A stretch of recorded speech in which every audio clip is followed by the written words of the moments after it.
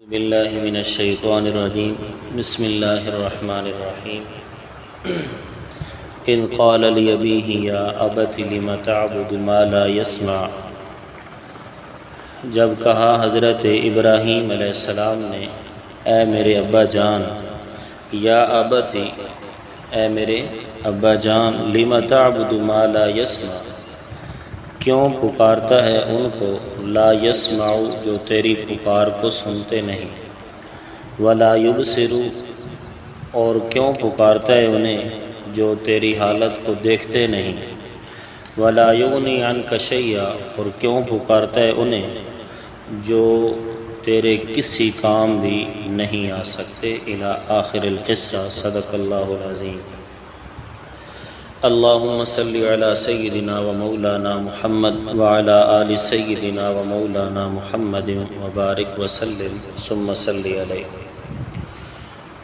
تیسرے شعبے کا جواب جو ہے اس کا یہاں سے آغاز ہو رہا تھا، اور اس میں حضرت ابراہیم علیہ السلام کا واقعہ اور ان کا قصہ اللہ تعالیٰ نے نقل فرمایا ہے، اور حضرت ابراہیم کی اس مشہور دعوت توحید اور شرک کی تردید، اس کا تذکرہ کیا جا رہا ہے جو انہوں نے اپنے باپ کے سامنے تقریر کی۔ اس میں ایک آ رہا ہے ذکر ادب کہ حضرت ابراہیم علیہ السلام نے باوجود اس کے کہ ان کا باپ مشرک ہے، اور باوجود اس کے کہ وہ بت خود بناتا بھی ہے، اور باوجود اس کے کہ مارکیٹ کے اندر وہ بت بنا کر فروخت بھی کرتا ہے، یعنی بڑا غضب دا مشرک، کارا دا مشرک، لیکن اس کے ساتھ بھی حضرت ابراہیم علیہ السلام کتنا نرمی والا اور کتنا پیار بھرا انداز اس سے اسے دعوت توحید دے رہے ہیں اور شرک سے بچا رہے ہیں۔ فرمایا اذ قال لأبیہ، جب کہا حضرت ابراہیم نے لأبیہ اپنے باپ سے۔ یہاں سے ایک بات تو یہ سمجھ آ رہی ہے کہ یہ جو دعوت ہے حضرت ابراہیم کی، اپنے باپ کو دعوت دی جا رہی ہے، اور باپ کا ایک معنی ہے حقیقی اور دوسرا معنی ہے مجازی۔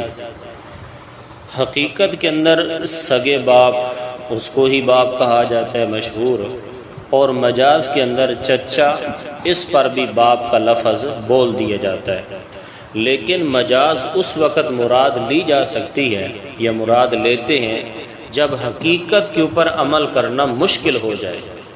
یہ تقریر میں نے اس لیے کی ہے کہ بعض لوگوں نے کہا ہے کہ حضرت ابراہیم کا جو باپ ہے وہ مشرک نہیں تھا، اور یہ جو آزر ہے یہ حضرت ابراہیم کا باپ تھا ہی نہیں بلکہ چچا تھا، جس کو حضرت ابراہیم علیہ السلام نے دعوت دی تھی۔ تو یہ اس کا معنی کیا ہے جی؟ مجازی ہے کہ چچا کو باپ کہہ دینا، اور اس کا حقیقی معنی ہے اصل باپ۔ تو یہ حضرت ابراہیم علیہ السلام کی جو دعوت ہے یہ حقیقی باپ کو ہے، اس لیے کہ یہاں حقیقت مراد لینے میں کوئی دشواری نہیں ہے، کیونکہ حضرت ابراہیم کا جو باپ ہے وہ ہے ہی مشرک، تو اس میں حقیقت مراد لینے میں کوئی تکلیف ہی نہیں ہے، تو مجاز کی طرف ہم کیوں جائیں گے؟ جبکہ قرآن مجید کی دوسرا مقام ہے سورۃ انعام، اور سورۃ انعام کی آیت نمبر ہے 74۔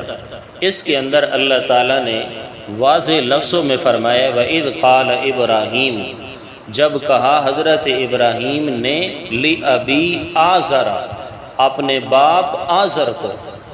بعض علماء کرام نے فرمایا کہ آزر اس کا حقیقی نام ہے اور لقب اس کا طارق تھا، اور بعض علماء نے اس کے برعکس کہا ہے کہ آزر اس کا حقیقی نام تھا اور لقب اس کا طارق تھا۔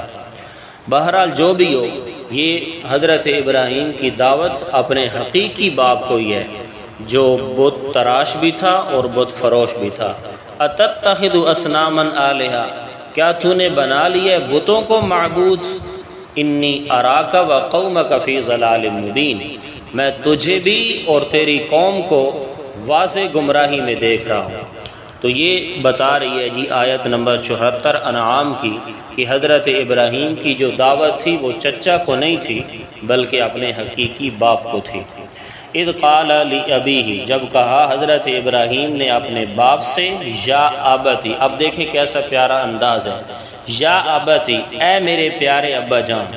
اب ہم نے کسی کو دعوت دینی ہوتی ہے تو ہمارا کیا انداز ہوتا ہے؟ اوئے مشرک، اوئے کافر، اوئے بے ایمان، اوئے فلاں، تو ہم اس طرح کے القاب سے نوازتے ہیں اس کو، اور پھر ہم اسے کہتے ہیں کہ کلمہ پڑھ لو کامیاب ہو جاؤ گے۔ اس طرح اس نے ہماری کیا دعوت سننی ہے؟ تو مشرک کو بھی دعوت دینی ہو تو ادب و احترام کا لحاظ رکھ کر اسے دعوت دینی چاہیے۔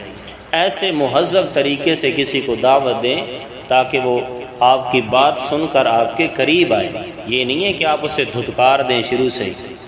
اور اس میں ایک یہ بھی سمجھ آئی کہ دعوت جب دینی ہے تو اچھے انداز سے دیں، الفاظ نرم، لہجہ نرم اور مضمون بے شک گرم ہوتے رہے، اس میں کوئی حرج نہیں ہے، اس میں سچائی اور حق کی بات ہونی چاہیے، لیکن اس میں لہجہ جو ہے وہ نرم ہونا چاہیے۔ اور دوسری بات کہ باپ اگرچہ کافر اور مشرک بھی کیوں نہیں ہے پھر بھی اس کا ادب و احترام ضروری ہے، یہ بھی اس سے سمجھ آ رہا ہے۔ اور جو باپ ہو مسلمان موحد ہو اس کا ادب و احترام کا پھر کیا حال ہوگا؟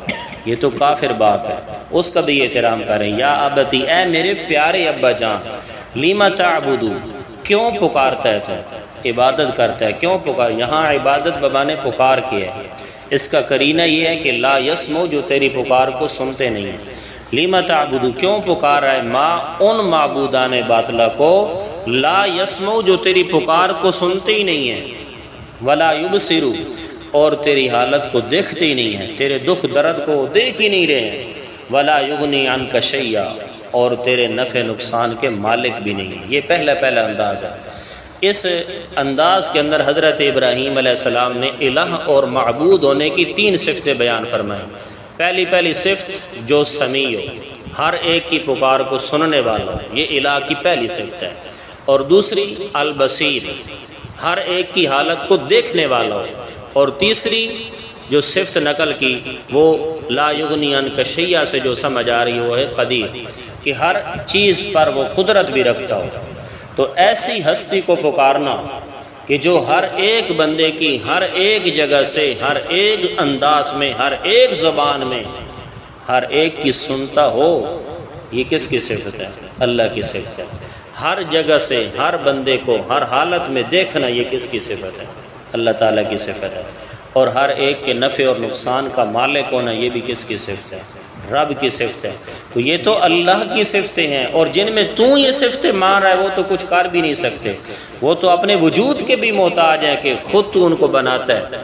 یا ابتی لم تعبد، یا ابتی قد جاءنی، یہ دوسرا انداز ہے جی، اور اس کے اندر اظہار نعمت آ رہا ہے۔ اس کے اندر ذکر ادب تھا کہ باپ کا ادب کیسے کیا ہے، اور اس کے اندر اپنی اللہ تعالیٰ کی جو نعمت حضرت ابراہیم پر تھی اس کا تذکرہ آ رہا ہے۔ یا ابتی، یہ دوسرا انداز ہے، اے میرے پیارے ابا جان، انی قد جاءنی، بے شک آ گیا ہے میرے پاس، من العلم، وحی کے علم میں سے، یعنی تیرا جو علم ہے نا یہ محض خیالی ہے کہ تو سمجھتا ہے کہ یہ میرے مشکل کشائیں، حاجت روائیں، اس کے اوپر تیرے پاس کوئی دلیل نہیں ہے۔ ہاں جو میرے پاس علم آیا ہے نا اللہ کی طرف سے، اللہ اکبر، وہ قرآن کا وہ جو ہے وحی کا علم ہے۔ یا ابتی، اے ابا، میرے ابا جان، انی قد جاءنی، تحقیق آ چکا ہے میرے پاس، من العلم، وحی کے علم میں سے، ما لم یأتک، جو تیرے پاس نہیں آئے، فاتبعنی، میرے پاس جو علم آیا یہ وہ وحی کا علم ہے، اللہ تعالیٰ کی طرف سے بھیجا ہوا علم ہے جو تیرے پاس نہیں ہے۔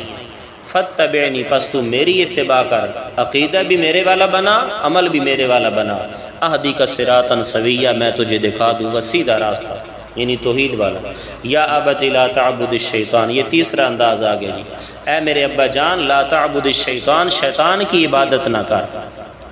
اچھا، شیطان کی تو عبادت کوئی بھی نہیں کرتا، عبادت تو کی جاتی ہے بتوں کی یا مزاروں کی یا قبر والوں کی، شیطان کی تو کوئی عبادت نہیں کرتا۔ فَإِنَّ عِبَادَتَكَ الْأَصْنَامُ عِبَادَةً لَهُ، روح المعانی والے نے لکھا، اس لیے کہ تیرا بتوں کی عبادت کرنا گویا کہ یہ شیطان کی عبادت کرنا ہے۔ اللہ اکبر۔ شیطان جو ہے نا یہ جو انسان غیر اللہ کی عبادت اور پکار کرتا ہے یہ شیطان کے کہنے پر کرتا ہے۔ قرآن اور اللہ تعالیٰ اور نبی پاک صلی اللہ علیہ وسلم کے فرمان تو کہتے ہیں صرف رب کی عبادت کی جائے، اس کے علاوہ کسی کی عبادت جائز اور روا نہیں ہے، اور جو غیر اللہ کی عبادت کرتا ہے وہ شیطان کے کہنے پر کرتا ہے، تو اس وجہ سے نسبت ہی کر دی گویا کہ یہ شیطان ہی کی عبادت کی جا رہی ہے۔ اور ایک معنی اور بھی علماء کرام نے کیا ہے کہ شیطان جو ہے نا یہ بزرگوں کی شکل بنا کر آ جاتا ہے اور پھر اپنی پوجا پاٹ کرواتا ہے۔ یا ابت لا تعبد الشیطان، اے میرے پیارے ابا جان لا تعبد الشیطان، شیطان کی عبادت مت کر، ان الشیطان کان للرحمن عصیا، وہ تو رب کا نافرمان ہے۔ یا ابت، یہ چوتھا انداز آ گیا جی، یا ابت انی اخاف، اے میرے پیارے ابا جان انی اخاف ان یمسک عذاب، یہ جو چوتھا اور تیسرا انداز ہے نا اس کے اندر حضرت ابراہیم علیہ السلام نے اپنے باپ کو برے انجام سے بچایا ہے کہ اے میرے ابا جان یہ تو شیطان کی عبادت اور پکار میں لگ گیا ہے، یہ تو تیرے لیے بہت بری بات ہے۔ اور اسی طرح انی اخاف، میں بے شک ڈرتا ہوں، ان یمسک عذاب من الرحمن، کہ پہنچ جائے تجھے عذاب رحمان کی طرف سے۔ یہاں حضرت مولانا عبد القادر محدث دہلوی رحمۃ اللہ نے لکھا یعنی کفر کے وبال سے کوئی آفت آئے اور تو مدد مانگنے لگ جائے شیطان سے یعنی بتوں سے، اکثر لوگ ایسے ہی وقت میں شرک کرتے ہیں۔ یہ بڑا پیارا جملہ ہے، جب مشکل آتی ہے نا تو اس وقت انسان کے ایمان کو پتہ چلتا ہے کہ اللہ کے اوپر اس کا کتنا ایمان مضبوط ہے۔ آج ہمارے اوپر جب مشکلات آ جاتی ہیں تو ہم کہاں بھاگتے ہیں؟ چلو جی حساب کرو، ڈاکو پہ گئے حساب کرو، ہوگی حساب کرنا لے پھر حساب کر دیں جی فلانا بندہ تو فلانا لے گیا تو فلانا لے گیا۔ اور یہی جگہ ہیں جہاں پر ہم غیر اللہ کی عبادت اور پکار میں لگ جاتے ہیں۔ کوئی مشکل آتی ہے، پریشانی آتی ہے، چلو جی بنجو تے سلام ماننا ہو فلانے دا، بیرے والے تے للے والے تے سلام ماننا ہو، تمام مصیبتیں دے دکھ جڑے نو دور ہو جاتا۔ بڑا پیارا جملہ لکھا ہے شیخ عبد القادر نے، یا ابت، یا میرے ابا جان انی اخاف ان یمسک عذاب من الرحمن، مجھے خوف ہے کہ تجھے رحمان کی طرف سے عذاب نہ چھو لے، فتکون للشیطان ولیا، پس تو ہو جائے شیطان کا دوست۔ یہاں تک حضرت ابراہیم علیہ السلام کی دعوت تھی۔ قال اراغب، آگے باپ نے جواب دیا، قال اراغب انت عن آلہتی یا ابراہیم، اے ابراہیم کیا تو اعراض کرنے لگا ہے میرے معبودوں سے؟ اچھا دیکھو کتنا خوبصورت انداز حضرت ابراہیم کا کہ باپ کا کتنا ادب کر رہے ہیں، نام نہیں لیا، پیار سے بلا رہے ہیں، یا ابت، یا میرے پیارے ابا جان، یعنی اس میں محبت ہے، شفقت ہے، چاہت ہے کہ میرا باپ جو ہے وہ کفر اور شرک کے راستے سے اٹھ جائے اور موحد اور توحید پر آ جائے۔ اور باپ کا دیکھو نفرت برا لے جائے، یا ابراہیم، نام سے پکارو، اے ابراہیم میرے علاوہ دے بارے کوئی گال نہ کر، اور تو میرے علاوہ نو چھوڑ چکے ہیں، لئن لم تنتہی لارجمنک، اگر تو باز نہ آیا لارجمنک، تو میں تجھے رجم کر دوں گا، سنسار کر دوں گا۔ رجم کہتے ہیں پتھروں سے مار مار کر اس کی جان کو ضائع کر دیں، تو میں تجھے مار مار کے ختم کر دوں گا پتھروں سے۔ وہجرنی ملیجا، یہ ہو جا مجھ سے، دور ہو جا مجھ سے، ملیجن عمر بھر کے لیے۔ اللہ اکبر۔ ملیجن دے ایک معنی ہوندا صحیح سلامتی دے نال اپنی جان نو اگر میرے کو بچاونا چاہنا نا تو پھر میرے کو دور ہو جا، ایک اس دے معنی، وگرنہ میں تیری جان لے لے سکتا۔ دوسرے اس زمانہ ایک لمبی مدت عرصہ دراز واسطے میرے کو دور ہو جا۔ حضرت ابراہیم دھمکی دے دیتی، مشرک اور کافر دی یہ عادت ہے، جد بھی وہ دلائل دے سامنے لاجواب ہو جائے اس وقت وہ دھمکیاں دے اتر آنا۔ تو حضرت ابراہیم علیہ السلام نے اس نے دھمکی دیتی باپ نے کہ اگر میرے علاوہ دے بارے انجے لگے رہنے اور میرے علاوہ نو چھوڑ دیونی، انہاں دی پوجا پاٹ نہ کرنی، تو پھر میرے گھر دے اندر تیری کوئی جگہ نہیں ہے، میرے گھر نو چھوڑ کے تو دور دراز کسی علاقے دے اندر چلا جا، عمر بھر واسطے دوبارہ میں نظر بھی نہ آئی۔ حضرت ابراہیم علیہ السلام نے اس دھمکی دا کیا جواب دیتا، یہ انشاءاللہ تعالیٰ کل درس سے جائے گا۔ اللہ تعالیٰ سن قرآن مجید سمجھنے کی توفیق عطا فرمائے، آمین۔